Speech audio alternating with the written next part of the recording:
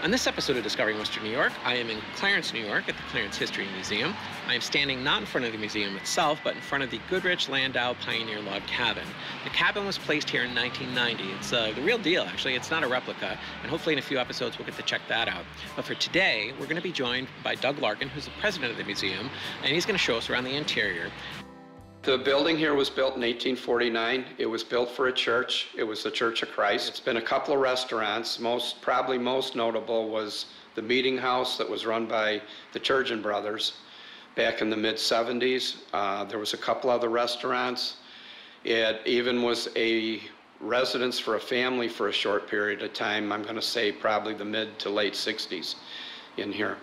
And in the early 90s, the town of Clarence was able to purchase the building and move the Historical Society from the clubhouse, which is next door, which was on the second floor, into this building. We were very fortunate to have Mr. Greatbatch's workshop, his actual barn that he developed the pacemaker in, which is in the back of the building here, and that was added on also. Wow. So and we have a lot of his pacemakers and information, literature and whatnot on the accomplishments that he did. That in itself would be a real good reason to come and visit us.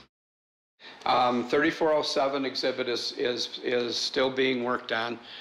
It's going to be permanent. It will not be changed out. We are going to add to it. We have been working with the victims' families very closely. We want it to be professional, and we're trying to focus on the history of the plane crash.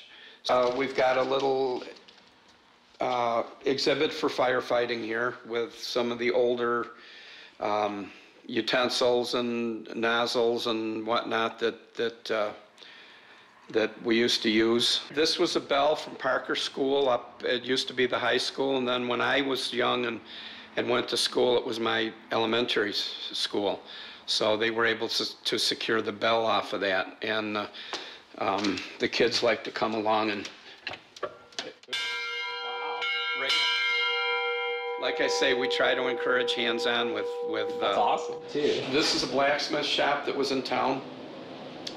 The pictures on the wall there of the people that ran it, and it's basically the way he had his shop set up when he did his blacksmith work. Cool.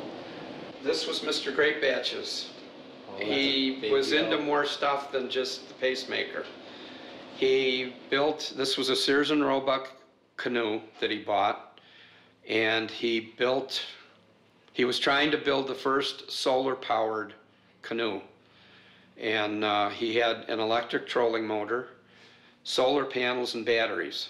And he took it to the Finger Lakes, and he's got a diary here that's very interesting of taking it through the Finger Lakes and how when the sun was out he could go from place to place, but if it rained he had to stay where he was till the sun came out to recharge the batteries.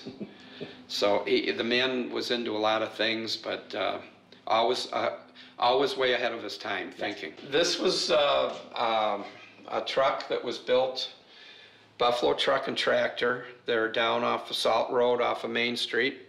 Erie County Highway barns are there now, and they build trucks. They built our first fire truck for the Clarence Fire Company over there. And they used to build the trucks like this.